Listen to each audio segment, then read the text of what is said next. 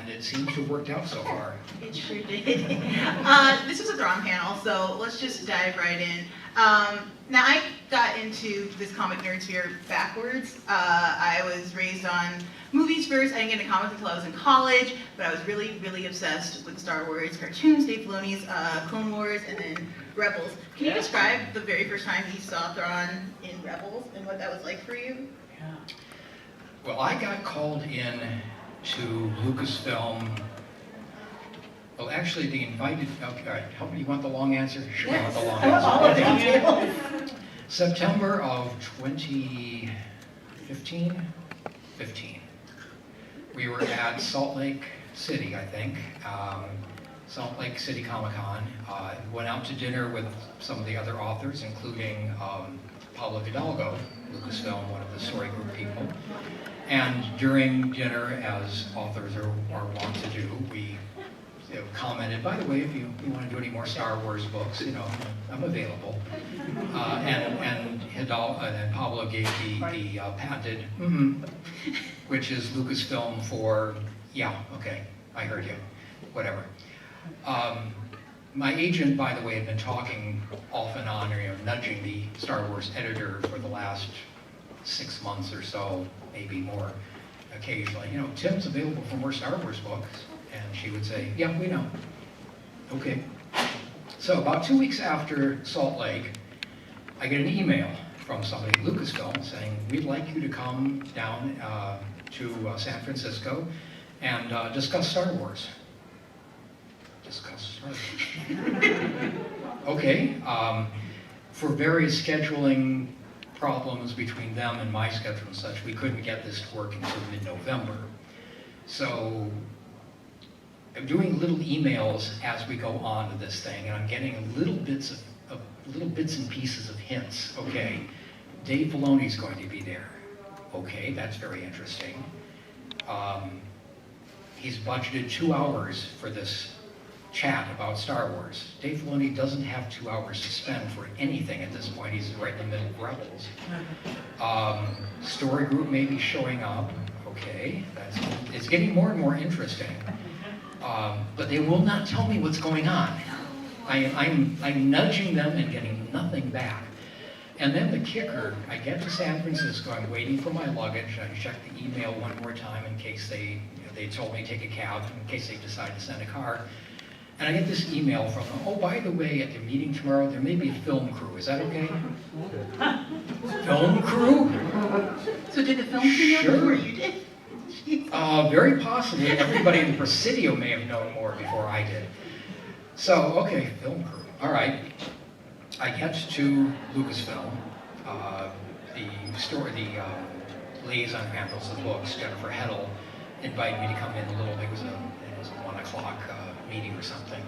Invited me in early, come and have lunch at the commissary, and said, I'm too nervous to eat much in all of this. And still nobody's talking to me. So, she turns me loose to go to the conference room, or takes me to the conference room, then she has to go do other stuff. I'm early, nobody else is there except the film crew. Okay, film crew. We've got a rectangular table like this. Over here is all the water and snackage, so this is the head of the table. So I sit down here. I don't know what's going on, I'm just gonna sit down here.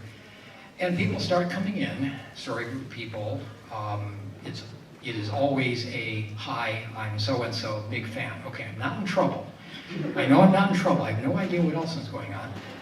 Leland Shee comes in, who I've known forever, along with Pablo.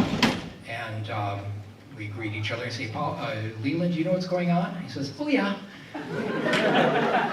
and I'm thinking, someday, Leland, I'm going to know something you don't, and I'm not going to tell you either.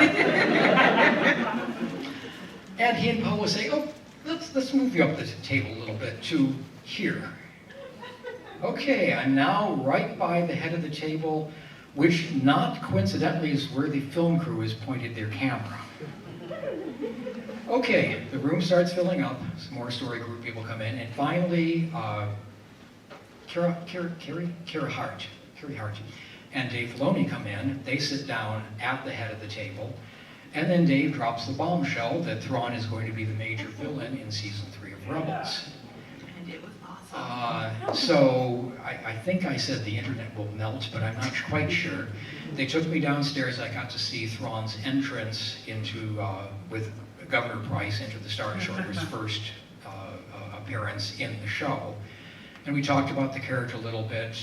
Dave took me down to the bullpen where of the Rebels team. I got to meet a bunch of the other people, you know, see some of the work in progress, sign a few books. And then 4 of us went upstairs and we discussed the book that they wanted me to write, kind of in conjunction with this. Thrawn's backstory. We decided it would be Governor Price's backstory as well. Worked out a little bit of the details, figured out the timing. And then they sent me home with instructions that I can't tell anybody for 8 months. At this point, by the way, I've signed 2 non-disclosure agreements. The first one where you come into Lucasfilm, past the desk, you sign one, and before they took me into the Rebels bullpen, I signed another one. First one mentioned firstborn child, I think. The second one referred to dominant kidney. So they're serious about these things at Lucasfilm. So I, of course, told my wife and son, because they're my brain trust on all this, and I knew we were going to be bouncing ideas and thoughts around for the books. Corwin is 36. He's been keeping secrets since he was 5. So, you know, he's a good risk, and Anna, of course, knows better than to say anything. So we all had to sit on this for 8 months before Celebration London, where they were going to break the news. I got really good at tap dancing around questions. Because I didn't want to lie to people. I was willing to do it because I had to. But normally I could evade a question without anybody realizing I was evading it. So we knew Thrawn's appearance was going to be highlighted or announced at Celebration London. They were streaming the Rebels panel, so we sat down and watched the streaming. And that was just awesome. What really got me, okay, remember these books are 25 years old or so at this point. That's kind of old. Okay, a lot of people still obviously were reading them, and there are a lot of them passing down to their children to read as well. So I know the books they're fairly current.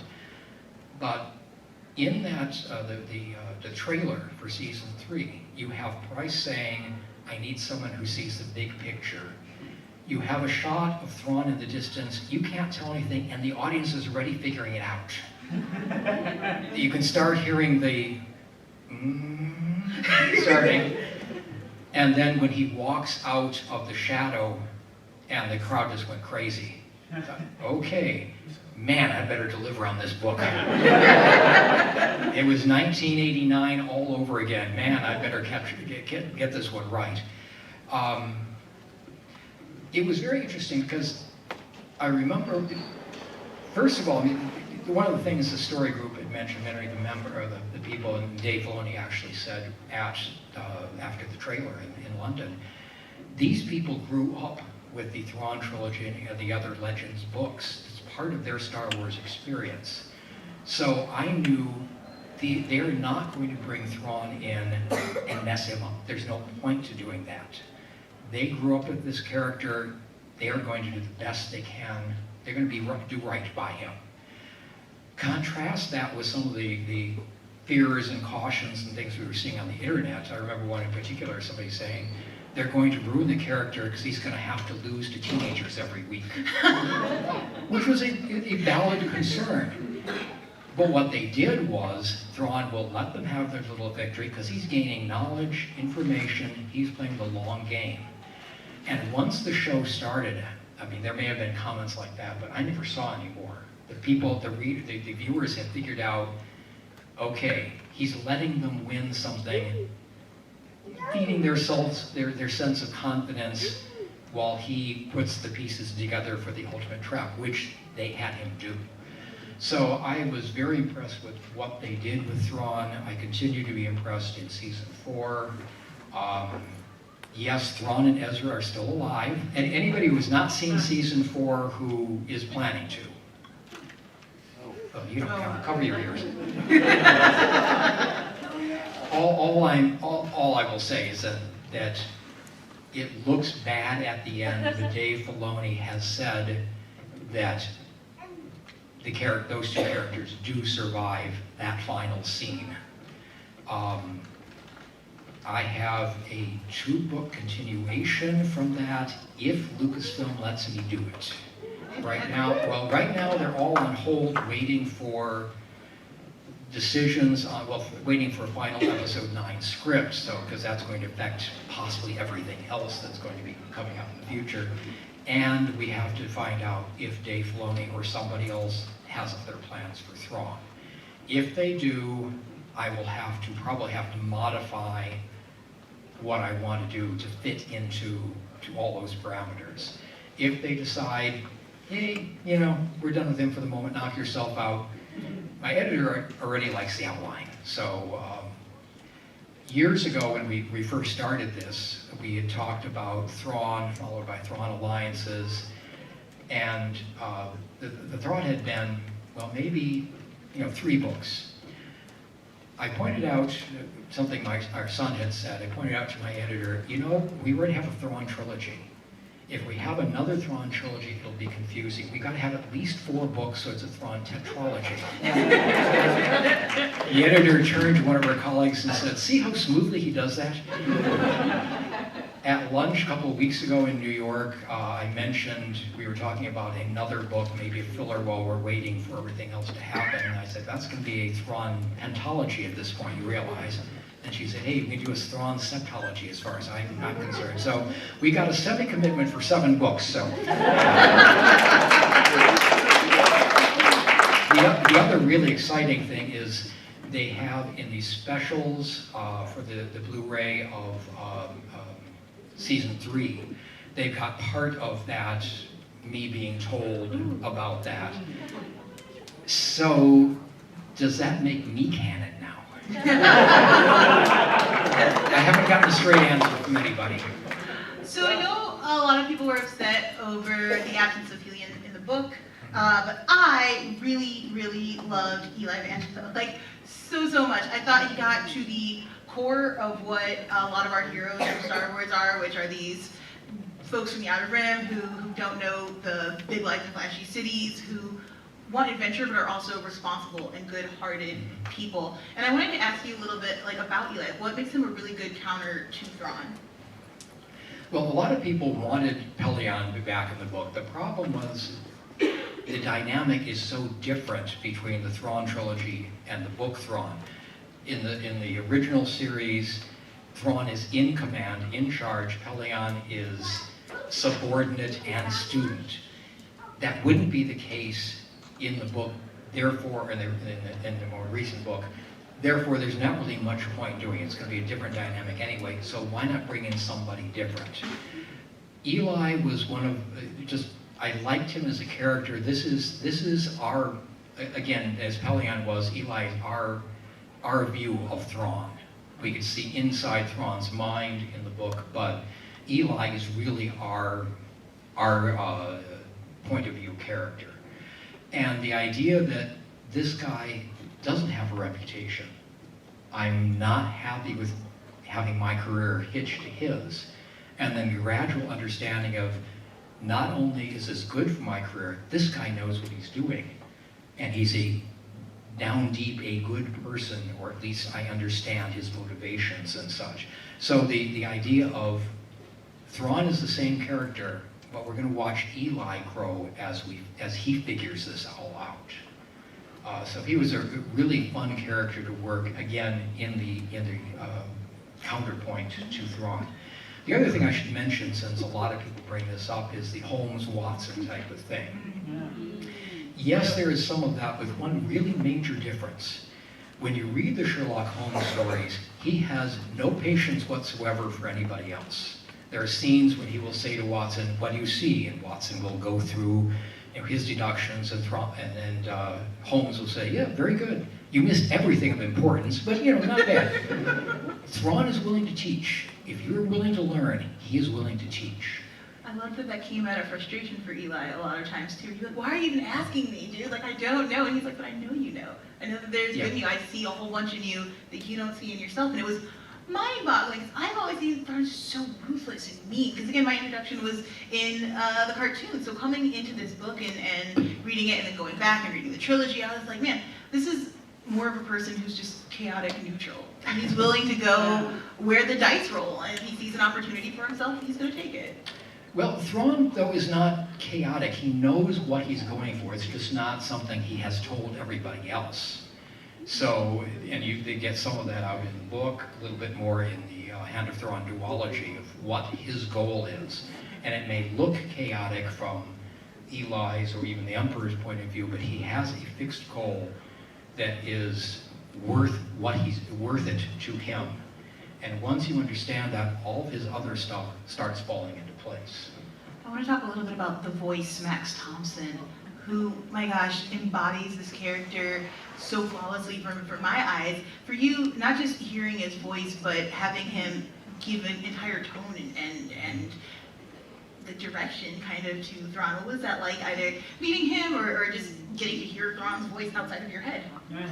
That's always weird. You know, Mark Thompson at this point was kind of mimicking Lars Mikkelsen, who did the voice in Rebels. And I think that was just inspired casting using Mikkelsen, because English is not his first language, he's Danish. So there is no real accent, but his phrasing, his intonation is just enough different that it feels like somebody who is not, English is not his first language. It's just exactly what we want for that character. And they wrote a lot of really great lines. One of my favorites is when he's talking to Hera in Hera's Heroes and the whole war. You know, I don't remember how it was just beautifully done. You know, you were so young when you survived the Clone War and all of that. Just that. This is a guy who will never say, "You rebel scum." This is a guy who will say, "I understand you, I respect you, but you are my enemy, and I will destroy you." In a very calm, measured, but he can deliver on that. Just so much different than anybody we'd ever seen in Star Wars before, and I think that's a lot of his popularity. It's just, he's so different from Tarkin, so different from Vader or the Emperor. And he's one of the few people who can come to the Emperor as an equal, without shaking in his boots, and it's kind of crazy to see that, as opposed to Price, who you get a lot of her internal feelings within the book, where I always saw Price as kind of just cold and uncaring, but that came from someplace. You gave that a reason for being. And I was wondering a little bit about, like, you do so many short stories for Star Wars and other things. How did your short story writing shape the kind of vignettes you did for all of these characters over, is it like a 7 or 8 years span? Something like that. We didn't nail it down quite how many years that was, but yeah. I started out writing short stories because it was faster than doing a novel. And one of the things I learned was that when you pace a short story, when I started doing novels, there are small climaxes building to the major one, and they all seem to me to be about that same size. So once I had the pacing for short stories down, it was easier for me to write a novel and get the pacing correctly for that. So short stories, I don't need the help of learning to pace anymore, but they are okay, you do not have a lot of space. This is your cameo instead of your mural. This is where the idea, the characters, every word has to matter, every word has to mean, scene has to do 1 or 2 or 3 functions. So it's a different challenge than a novel would be. I enjoy doing both forms. So how did Price come into play here? Like you said, you were at Lucas Group and you were talking and you had decided to bring in her origin story. Why juxtapose that with Thrawn? Because Thrawn is such a strong through line throughout that I feel like you maybe could have had the whole novel if you guys had made that decision. Well, partly because Thrawn and Price entered together. The first thing you see in that scene is Thrawn being referred to as Grand Admiral, and I think Constantine says Grand Admiral. Thrawn says, "I was recently promoted for my actions at the Battle of Bataan." and Constantine or somebody says, I understand civilian casualties were high or something, and Price comes in and says, within acceptable limits.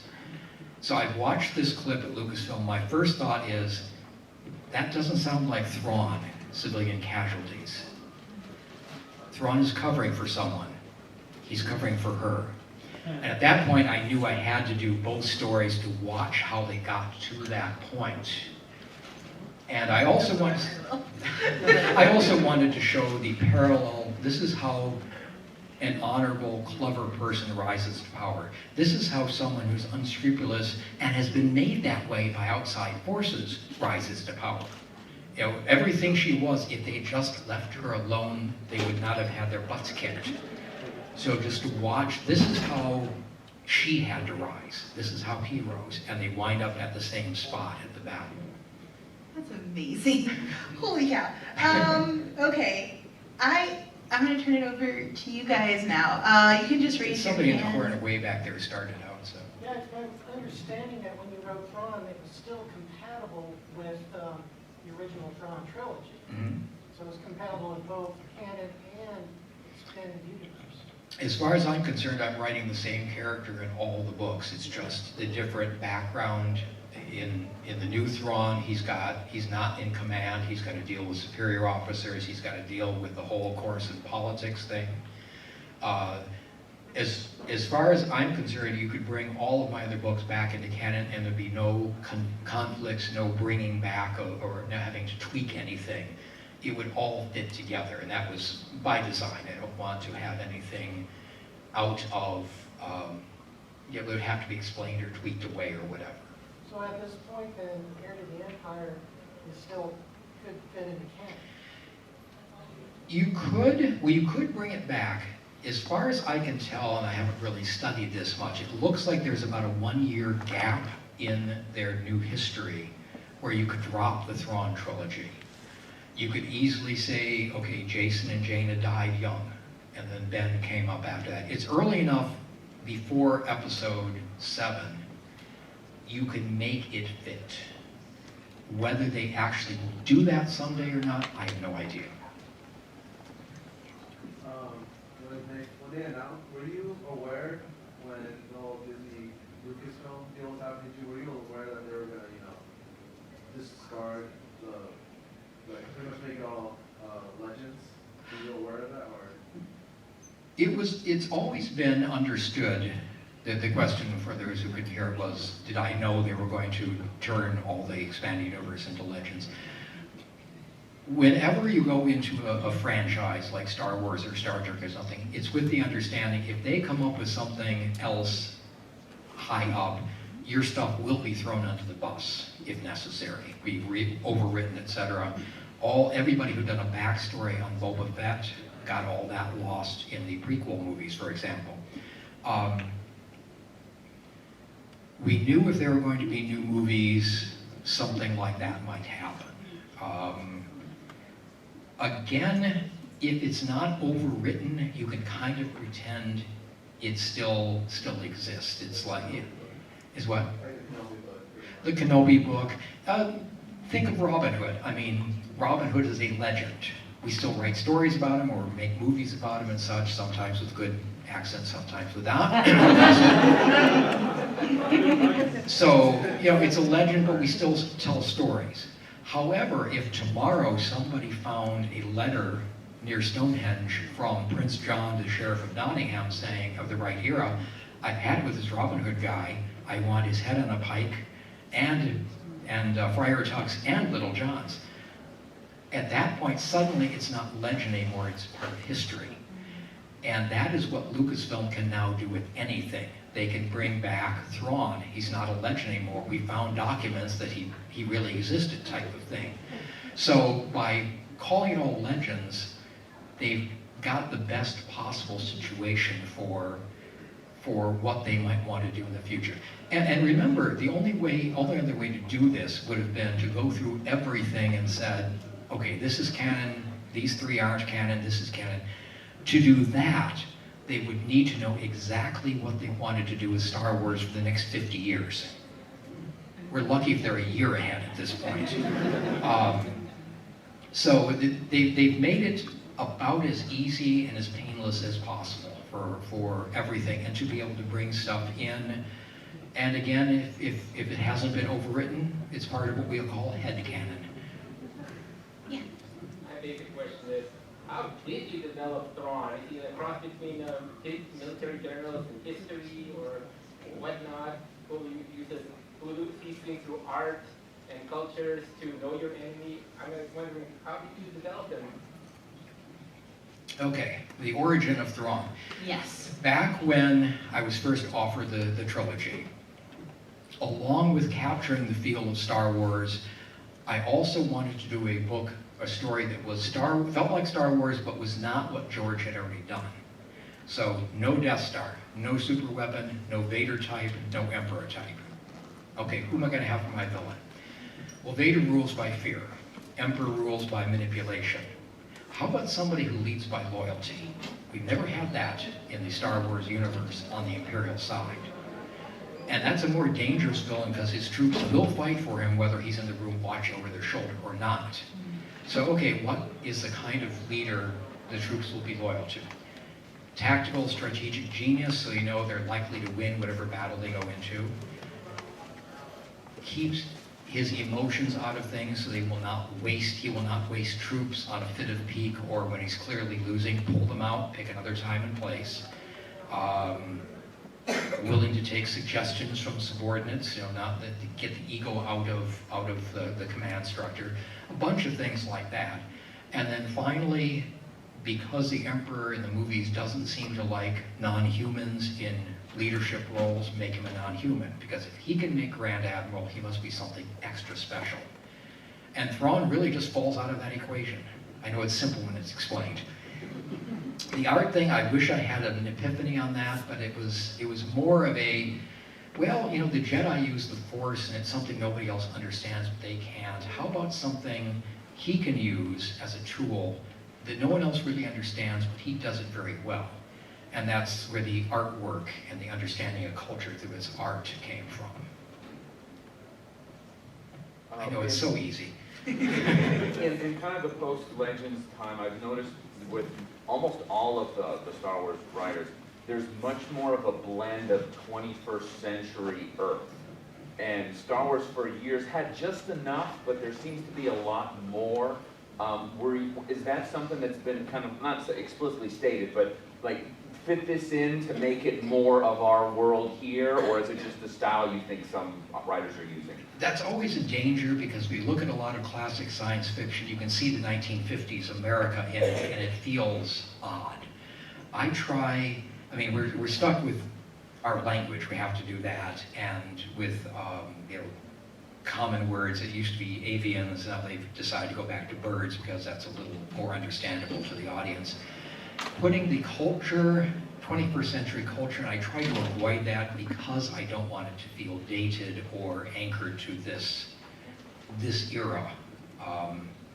And there are ways of doing things like, I don't use the word hacker, I came up with slicer. Okay, same feel to it.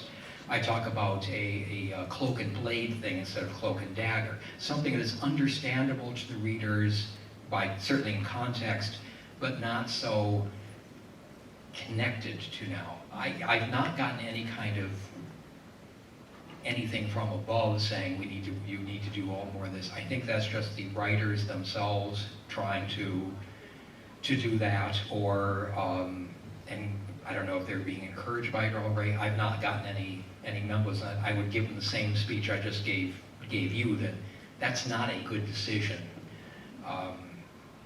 It will date the thing fairly quickly. For the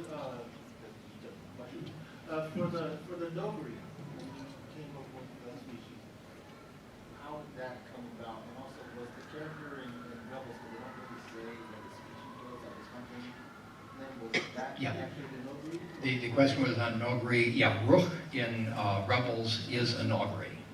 I came up with those because I thought the Ewoks were just too cute to be good movies. So I wanted something about that size, would look nasty and be nasty. and be the kind of fighters that the Ewoks never struck me as believable. So they were my answer to the Ewoks. His backstory was he saved your lives. That was just once I wanted to put the Nogri in, I needed to, okay, here's the direction I want the story to go. And part of when you're plotting out a story, it defines your backstory. And if you come up with a cool idea of a backstory that will change the plot, you change that as well. It all kind of grows together. Characters the same way. They start out for me as more or less cardboard cutout placeholders. Okay, here's a villain, Grand Admiral Thrawn. Here's somebody Luke will be sparring with. We'll call her Mara Jade. And as the story develops, the characters develop. And again, it's a bootstrapping thing that, okay, if I come up with something cool for Thrawn that's going to affect the plot line, I put that in. If there's a plot thing here that is going to affect, that Mara needs to have that, I'll put that into her backstory or what she's doing here.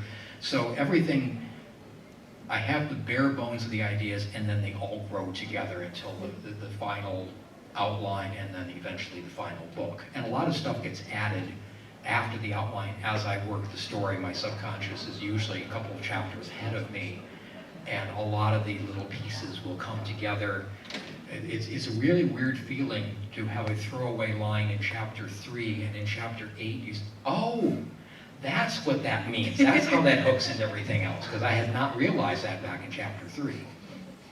Anna has a rebuttal. Yes? So you remember the 1990s Nogri had a different name when you first spoke. Oh, yeah, that was one of the things, the battles I lost with Lucasfilm, and I'm glad I lost it.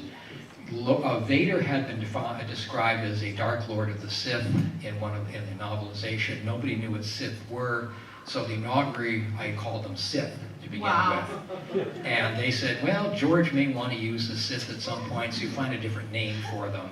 And I argued it, and I lost, and I'm really glad I lost, because after what George did, it obviously wouldn't have worked with the Nogri. So instead I picked, since they had gray skin, I picked the Persian word for silver, Nogri. Love that. Gentlemen in the back, you win. There are about 20 foreign language dictionaries I use. When you work in comics, what's your process? Is it different from novels, or is it the same? Comics process isn't that much different from me, except I'm much more limited in dialogue, of course, and I get to describe various scenes the way that I envision the point of view or the angle or whatever, or anything important that needs to be put into the scene. Aside from that, I mean, it's the same plot out the story. Of course, comics, you also have the very limited number of pages and panels in your traditional comic. So I don't have the luxury of going over an extra 1,000 in a novel that I would. It's got to be, I think it was 22 pages when I was doing those. I don't know if it's gotten more ads or now. But aside from that, it's still a storytelling. It's just more visual. But since I tend to write visually anyway, it's not that different for me. I like doing comic books. I wish they'd let me do more. But after the Star-Lord and the few Star Wars comics I've done, I've never been able to get a foothold in the business. We gotta start like an online petition, guys, to get him back writing more exactly. Well, I was hoping that after the Thrawn novelization, or the Thrawn comic adaptation, that those would sell well enough that Lucasfilm might be, and Marvel might be interested in doing an original series. I'm available, I'd love to be involved in this. The problem is, I suspect we're going to run into the same problem I'm having with books until they decide what they want to do with Thrawn. They probably won't let Marvel do any more comics either. So, would you ever be interested in doing like a Dave Filoni-esque like series, like through animation, telling any of your stories that way? Oh, I'd love to do some animation. I'd love to do movies. Again, because I've written the comic books, I understand how. Here's your dialogue, here's your action scene, here is what you're seeing, far view, whatever. I've done a couple of scripts, haven't really done anything much with them.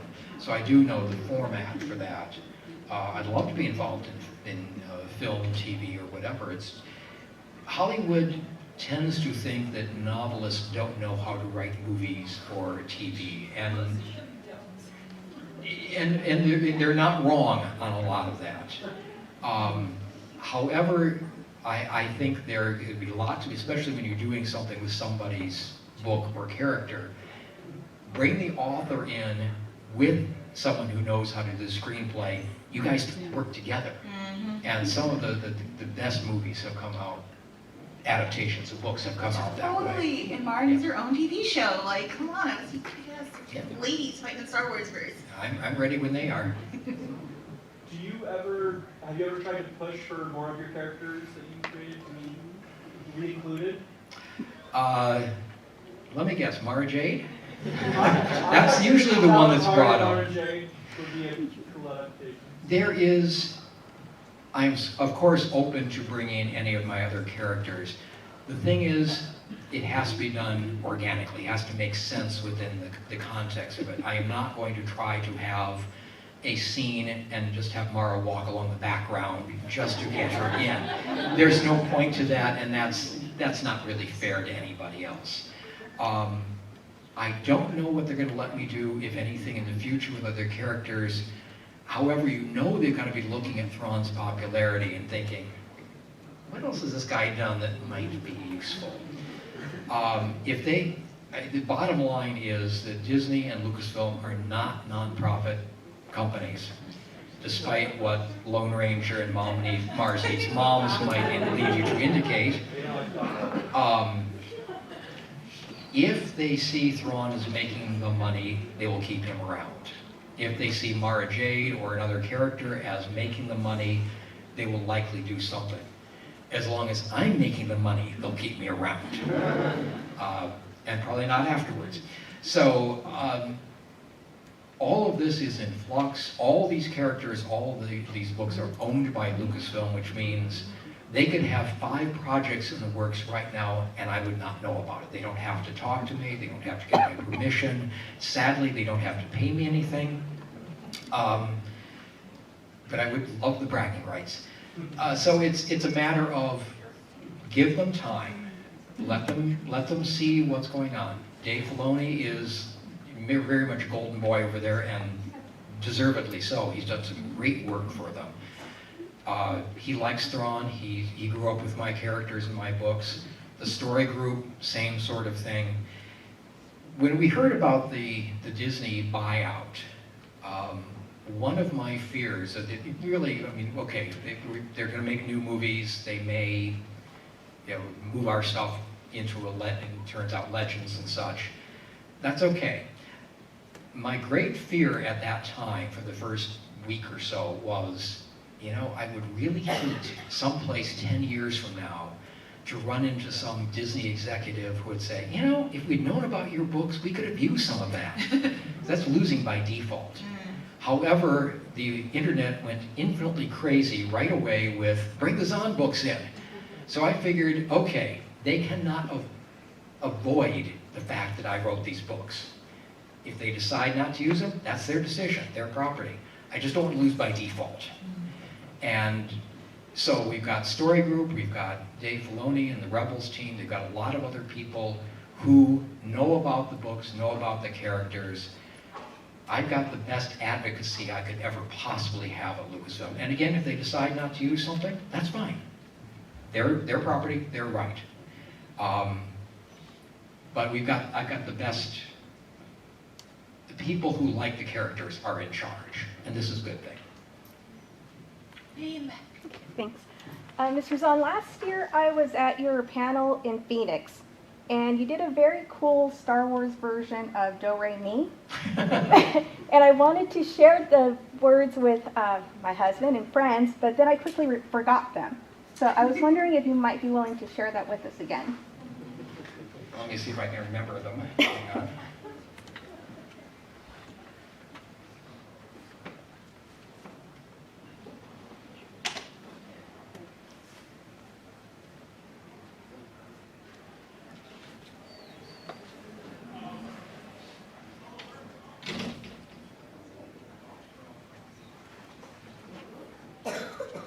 This is the greatest weirdest question ever. I did not expect this today. Okay. We should probably not record this, actually, guys. Because I might want to use it again someday. Write them down, guys. I'm not going back on the singing career, so this writing thing better keep working. Yes, you're here. When you're writing a book, as a preface to this, I saw a making of the Pirates of the Caribbean movies, and they had a big wall full of post-it notes about what they wanted to have at what point in film. And looking at the stuff done by Harry Potter for J.K. Rowling, she had the end of the book already written. She had to fill in between. Do you work in such a similar process with post-it notes, or do you write into the book already in advance and work anything out? I don't know, I don't do the post-it note thing, but when I do my outline, I know where I'm heading. So I know, you know, I'm starting in Ontario, I'm going to end in Chicago. That's really good. From Mario.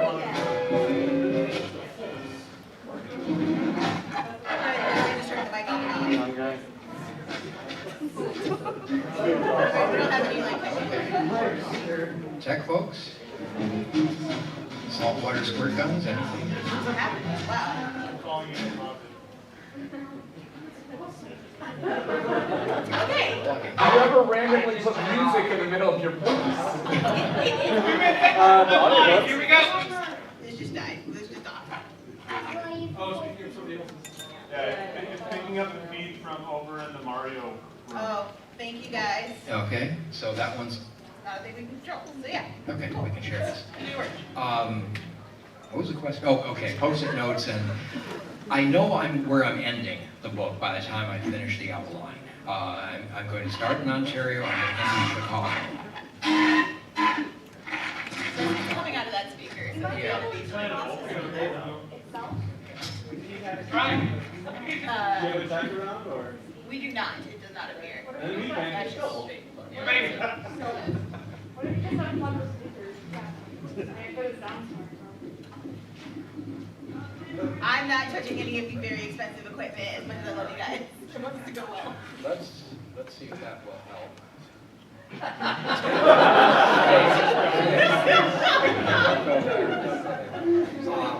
So you know at a certain point in the book where you want certain Yeah. things to happen.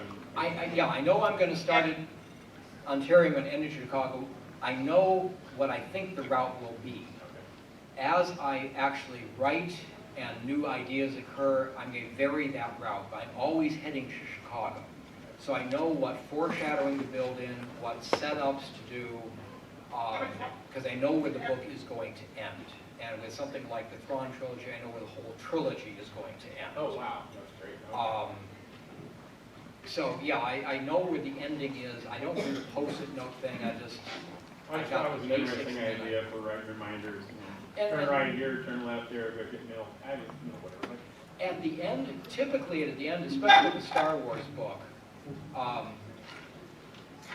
there'll be Patrick's grand. Our first seat. there will usually be three or four things happening at the same time. As I reach those last few chapters, I will often do okay, here is Leia. This is what she's doing. Then we're going to switch to Han and what he's doing. Here's this part. Then we switch to Luke, and then I shuffle those around until I've got the right order. I know what they're all doing, I just need to organize who does what first and when. The most irritating space to leave somebody and go to somebody else. I don't want to leave them, because I want to drive people nuts. It's part of the job. And so I will, that's almost like post-it notes, but I will put it on the computer, it'll be at the end of the book. Here is the order of things, I've got a copy elsewhere.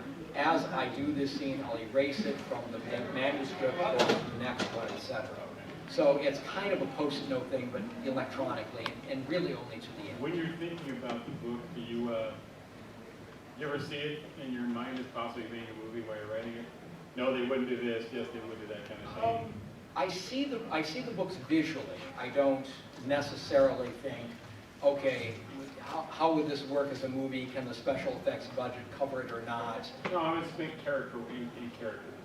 And sometimes people write books on a subject and you're like, what the hell are you smoking? This is nothing like this. The characters, I strive for them always to be reasonable for that character. To do, set up the character, and then if you don't anticipate, if the reader doesn't anticipate what the character is going to do, at least they should say, yeah, that's consistent with that character. You can see Vader slowly realizing what he's lost with Luke. You do not see Vader suddenly going to ice skate. No. That's just not set up properly. Right. But you can see what I'm saying. For Vader to suddenly do something completely out of character. It took us a couple of movies to edge him into finding his soul again, and rightfully so. The characters have to remain true to themselves, with the stipulation there's always redemption possible. All of my villains, there's always a chance to turn, to change your mind, come back from what you were, make amends. They don't always take it, but it's something I think is always something that in real life, that option is always there. Thank you. Yeah. And the side off of that is the kind of stuff Are we working again? Think we were picking up somebody else? No, it was on the speaker. Yes. Okay. Okay. But thank you for coming to chat. Okay. Yeah, thank you. Sorry about that. No problem. If you recall from the Legend stuff, was there anyone that took one of your characters you created that either went, I had no idea they were going to go that way, but that was really good, or why did you do that with him or her? A friend coined the expression an out-of-character experience.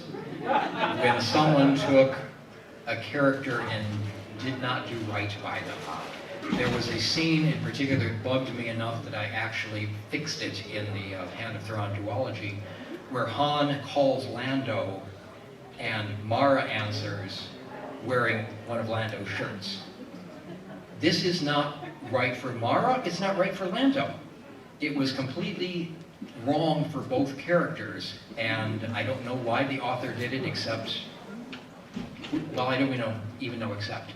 So I fixed that came up with a better explanation in the Hand of Thrawn duology, but yeah.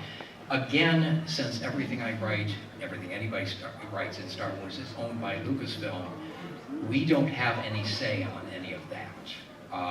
We just have to hope that people will be respectful. One reason I avoid using other writers' characters in my books, because I don't want to get them wrong either. There was a case I don't know if that was the scene, but somebody cornered me at a convention back in the 90s, very upset with what Mara had been doing in the latest book. And I gently explained to her, I didn't write that book. I have no control over what the other authors do. She didn't care. Oh. My character, my fault. So she's probably still mad at me. But yeah, this is part of the downside or the cost when you're doing somebody else's universe, and you either accept that or you don't sign on in the first place. I wanted to ask you one final question, and we do have to wrap. You said a quote recently in a Google interview that was Leland's quote, which is everything in Star Wars is someone's favorite. Yeah. What is your favorite thing about Star Wars? My favorite thing about Star Wars, I guess it's the package.